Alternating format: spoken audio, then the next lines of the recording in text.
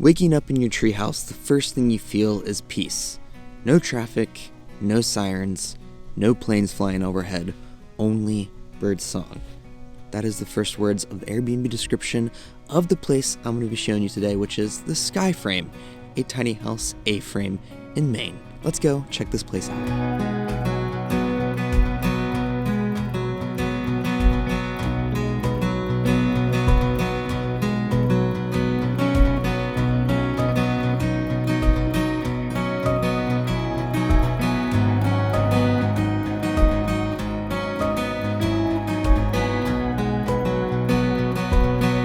Today we are located in Stanford, Maine, which is about an hour outside of Portland, and it's our very first time visiting Maine on this channel, and I can't be more excited.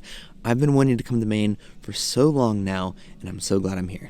And better yet, we're on the brink of peak fall colors. The trees are starting to turn, and it is beautiful. Anyway, if at the end of this video you want to come check this place out for yourself, the booking info is in the description. This is just one Airbnb by Littlefield Retreats. They have several others, so you can check them out as well. If the dates for this place don't work out, they probably have another one that you can come check out in this beautiful area. You'll arrive at the Skyframe and drive down the driveway and immediately see your gorgeous tiny house up in the air, eye level with the surrounding trees and forest. The property is absolutely gorgeous with the changing colors, all the boulders around, and the lake which the guests have access to. We will save that for later in this video though. Let's actually just get right into the tiny house itself. You'll walk up to the Skyframe and walk up this spiral staircase which takes you up to your entrance. Up here is the outdoor deck space that lets you look over the property and get a good view of the trees around you. On the left side, there's a grill and some seating options, and on the right, there's more seating options and a table to eat at. The wood design all around this is great, and it even smells good. Anyway, the overall design of this exterior is gorgeous from the black metal roof and the wood siding. It fits very well with the terrain. Let's walk through the front door and see what the inside has. Inside, there's 350 square feet of living space, which is that sweet spot for tiny houses. The great thing about the Skyframe is that it can actually sleep 4 guests while having all the luxuries you need. The main space is the kitchen and living area that is all open with the loft access from this ladder that basically splits the room in 2. The layout is pretty fun for this tiny house, so let's get right to it. The left side is your living room, I'll call it, that also serves as your dining room. There's a reading chair right here in the corner, and your dining and seating area in this other corner. There's 2 bench seats that surround this wood dining table that's big enough for all 4 guests.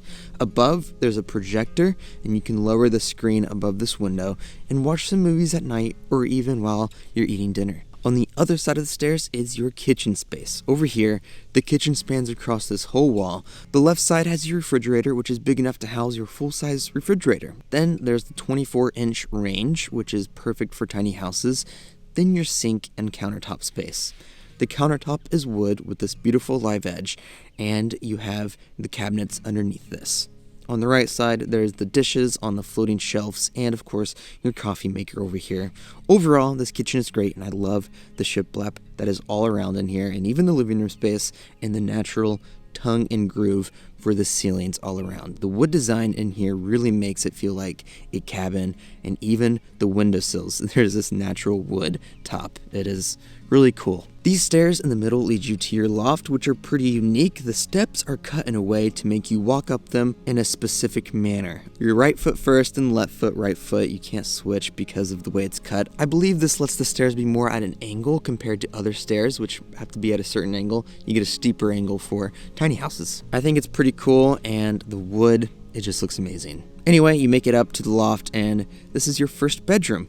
This spot is super cozy and has plenty of space. There's a reading chair up here, your luggage holder, and even a nightstand. The wood all around continues to up here as well, and there's even 2 windows, with one being sunk into the wall right here. And I love how this looks, and it looks like just the one in the kitchen, and it is super cool design. Up here, you can overlook your living and kitchen space, and it really feels like there's more room than 350 square feet. Let's walk back down and into the back half of this tiny house. Back here, there's 3 doors to choose from. Which do you choose?